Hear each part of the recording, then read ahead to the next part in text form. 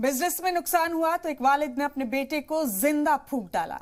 ये दिल दहला देने वाला वाकया बेंगलुरु के चामराजपेट में पेश आया। पड़ोसी की शिकायत पर पुलिस ने कातिल वालिद को गिरफ्तार कर लिया है।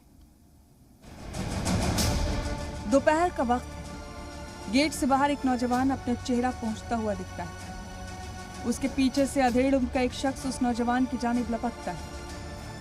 नौजवान का एक हाथ जेब में है, दूसरे हाथ से वो उसे रोकने की कोशिश करता है। दूसरे शख्स के हाथ में माचिस है।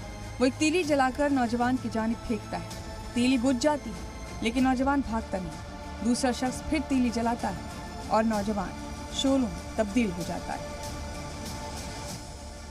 नौजवान चीखता चिल्लाता हुआ भागने लगता है। वो शर्ट उतारने की कोशिश कर रहा है, लेकिन शर्ट नहीं उतार पाता।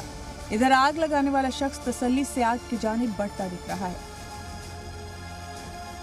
बेंगलुरु के चामराजपेट इलाके के अंदर वाल्मीकि नगर में हुए इस दिल दहला देने वाले वाकये का सच सुनिए। 25 साल के इस नौजवान का नाम अर्पित है और इस नौजवान को जिसने जिंदा जलाया है वो इसके वालिद 55 साल का सुरेंद्र कुमार है।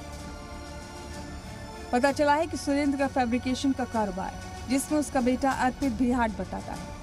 सुरेंद्र का कारोबार में नुकसान हुआ था। उधर अर्पित 1.5 करोड़ रुपए का हिसाब वालिद को नहीं बता रहा था। इसी बात पर दोनों के बीच तनाजा बढ़ा और फिर सुरेंद्र ने पहले तो अपने बेटे पर थिनर फेंका, फिर बीच सड़क पर उसे आग लगा दी। आसपास के लोगों ने आग बुझाई और अर्पित को 1 अप्रैल के दिन ही विक्टोरिया अस्पताल में दाखिल कराया गया, लेकिन 7 अप्रैल को अर्पित की जान चली गई। पड़ोस के रहने वाले अमरीश नाम के नौजवान ने पूरा वाकया अपनी आंखों से देखा था। उसी ने पुलिस में शिकायत दर्ज कराई। पुलिस ने मुलजिम सुरेंद्र को गिरफ्तार कर लिया है। मुलजिम सुरेंद्र राजस्थान का रहने वाला है, लेकिन पिछले कई साल से बेंगलुरु में ही कारोबार कर रहा था। ब्यूरो रिपोर्ट, जी मीडिया।